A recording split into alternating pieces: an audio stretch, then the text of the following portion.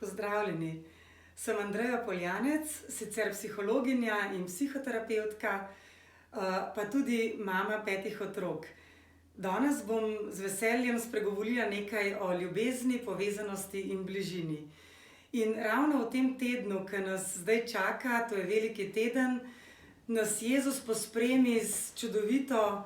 poslanico, naj se ljubimo med seboj, kakor nas je On ljubil. To je nekaj najlepšega, kar nam da za poslovilno idejo, pa v resnici nekaj, kar je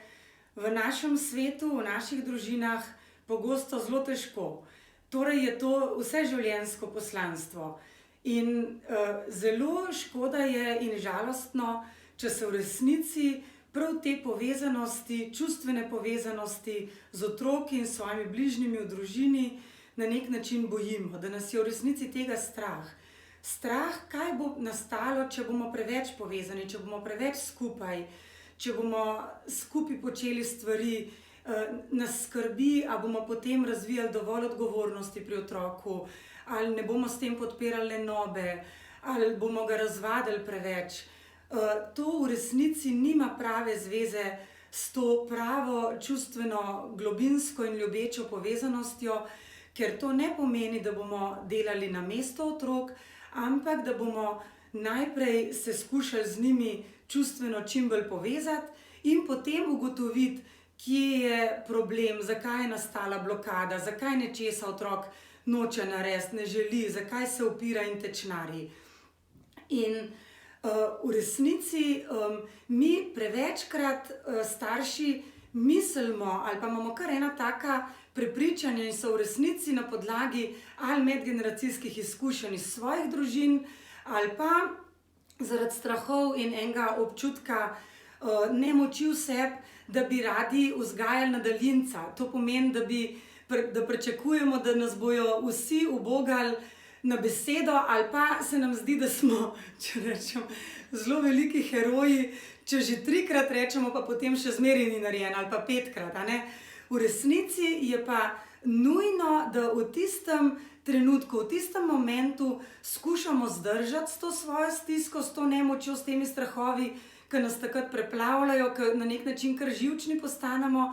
in skušamo se posvetiti otroku, zakaj noče zdaj tega narediti, kaj ga moti, kdaj pa bo naredil, mu postaviti pod vprašanja,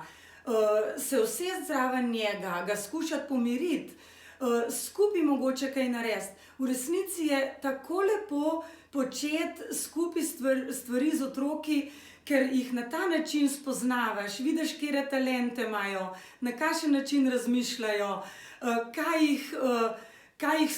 zmotivira, kaj se jim zdi smešno, kaj jim je izredno naporno, kje morajo na primer vložiti ogromno energije, pa si mi, glede na naše neke talente, ne bi niti predstavljali. Na ta način torej otroke bistveno globlje spoznavamo, v duši jih spoznavamo in se zmoremo z njimi edino na ta način res čustveno globoko in v neki pestrosti in ljubeznivosti, občutljivosti povezovati. In to je tisto, kar dela naše odnose polne, bogate, srečne, zadovoljne. V resnici smo mi najbolj možna socialna bitja in je zelo lepo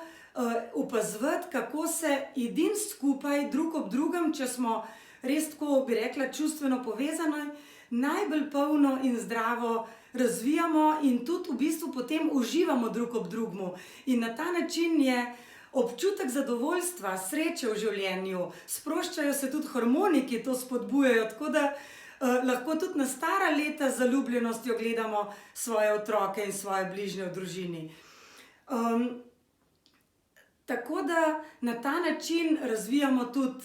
pripadnost, otroci razvijajo pripadnost in vse te komponente so na nek način ključne, brez njih se mi sploh ne moremo polno razvijati, kaj šele otroci ob nas. Torej tudi mi se v resnici vzajemno ob njih razvijamo.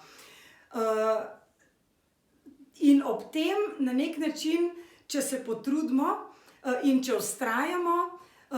pri premagovanju teh strahov, pri premagovanju občutkov nevrednosti, da se pogovorimo tudi z drugimi odraslimi, da ne trosimo teh svojih strahov in stisk direktno na otroke, razvijamo v sebi vedno večje zaupanje vase. Na nek način se tudi natreniramo, da ko smo potem sami v sebi bolj suvereni, tudi sebe bolj vzljubimo, se na nek način notranje pomirimo, imamo več ljubezni do sebe, notranje smo boljš povezani v smislu tega, kaj mislimo, kaj čutimo, kaj razmišljamo, kaj so naša pričakovanja. To postaja potem šele ena taka integrirana celota znotraj nas in ta celota se potem lahko širi v družini in se opazi tudi v vedenju do otrok. In v resnici takrat več zdržimo našega stresa. Postanemo na primer živčni, ampak se zmoremo hitreje pomiriti in poiskati ponovno en stik z otrokom in tudi njega potem pomiriti. In zelo je recimo žalostno gledati najstnike, ki na primer nočijo več z družino na morje. To je na primer en primer, kjer ni bilo zgleda kapacitete ali pa še ene možnosti, da bi družina se lahko globoko povezala, se imela lepo skupaj, ampak da je na nek način kot malo obrnjen, da je več tesnobe kakor veselje in sproščenosti. Ta družina ima še čas, da to razvija, da ne bo zdaj zvenelo, kot da je že konec tega, ampak v resnici je pa to en odraz stiske. In je res spodbuda za vse nas, da verjamemo v eno ljubečo povezanost in se je ne bojimo. Po drugi strani je to popotnica za kasnejše odnose v življenju. Naprimer, če si predstavljamo eno dekle mlado, če bo povezana čustveno, če bo čutila to ljubezen, če bo čutila, da je prepoznana s strani staršev, imela vse čisto eno tako notranjo, ljubečo, varno varovalko, da ne bo nasedla, če tako rečem, na fanta, ki bi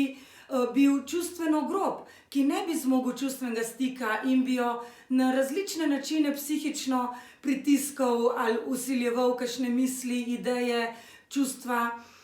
jo preziral. Tako da mi ne samo to ljubezen znotraj sebe, ki si jo ob starših otrok potem kar vsrkuje, bi rekla, seboj v resnici kot eno najlepšo doto v življenje.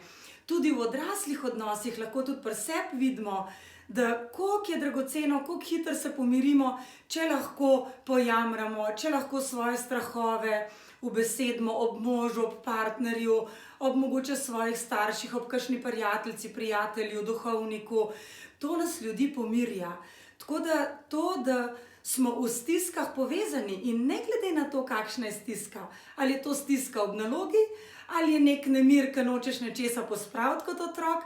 ali je to neka vznemirjenost, ko spoznaš fanta, ali je to neka tesnoba, da ti ne paše iti skupaj s starši na izlet. Ne glede na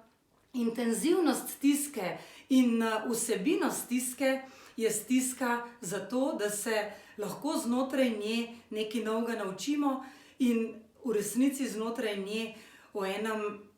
občutljivem, varnem odnosu povežemo. Edino tako lahko res skupaj se razvijamo in skupaj rastemo in se na ta način tudi starši res neprenehoma razvijamo v otrocih in je zelo lepo gledati že potem starejše otroke, družine s starejšimi že na nek način otroki, ki so tako igrivo med seboj povezane, da lahko tudi potem to svoje veselje, to, kar čutijo, to povezanost, ki vse nosijo in bližino, jo sploh ne morejo zase zadržati. Jo na nek način tudi ven trosijo, ven nosijo, do sosedov, do osamljenih.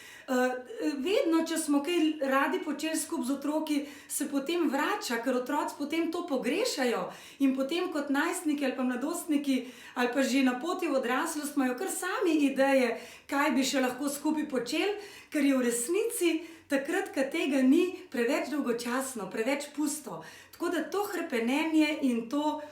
notranjo potem že